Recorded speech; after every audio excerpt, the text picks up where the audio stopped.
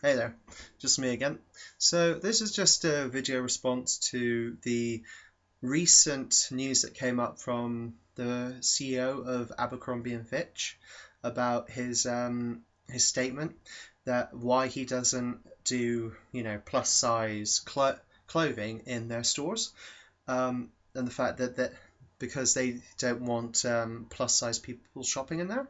Yeah, that's what I'm sure everyone's heard about it. But I suppose I'll just give a bit, just address it quickly. Yeah, the CEO basically came out and said the reason that we don't stock larger size clothing is because they don't want larger size people shopping in their stores. They don't see that as what they're as the people that they sell to, basically the people that they don't want in their stores. And this is my response to it. You know, at the end of the day, so it's your brand, it's your stores.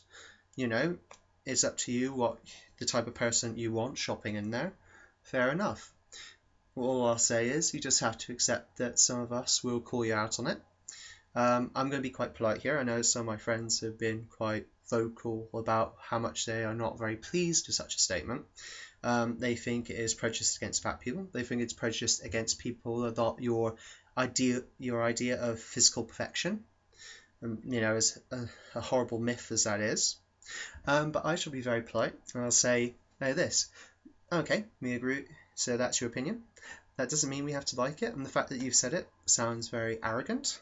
It sounds very unpleasant.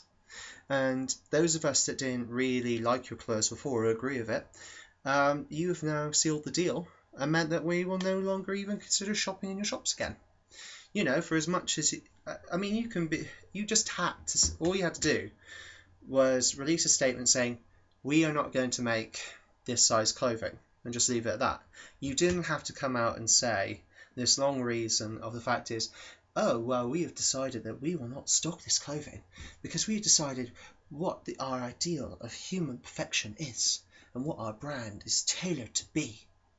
I mean, I heard from Mr. Repsil, one of my favorite YouTubers, is that someone he knew had been kicked out of a Abercrombie and Fitch store because, and this was an older gentleman, he was shopping for his daughter. He was kicked out because he was an older gentleman and he did not fit their model of person. Seriously, they didn't, he wasn't in there shoplifting or causing a scene. He was being a respectable member of the public going in to buy some clothing.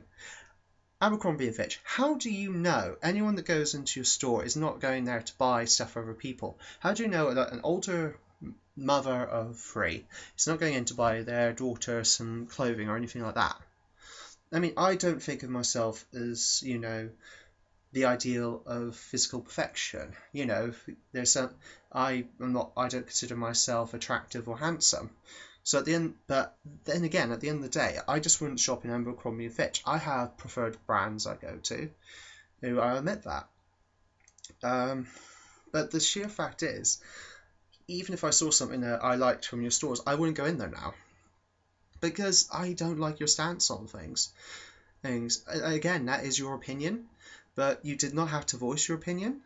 You could have kept it to yourself. A lot of the troubles in the world are caused by people being too vocal in their opinions. Look at me. I'm being vocal in my opinion now, but I am being vocal in my opinion to counteract what you've said, to try and give some balance to it, and try and show that not all of us agree that you should have been, clear about your prejudice against people that don't match what you like, basically.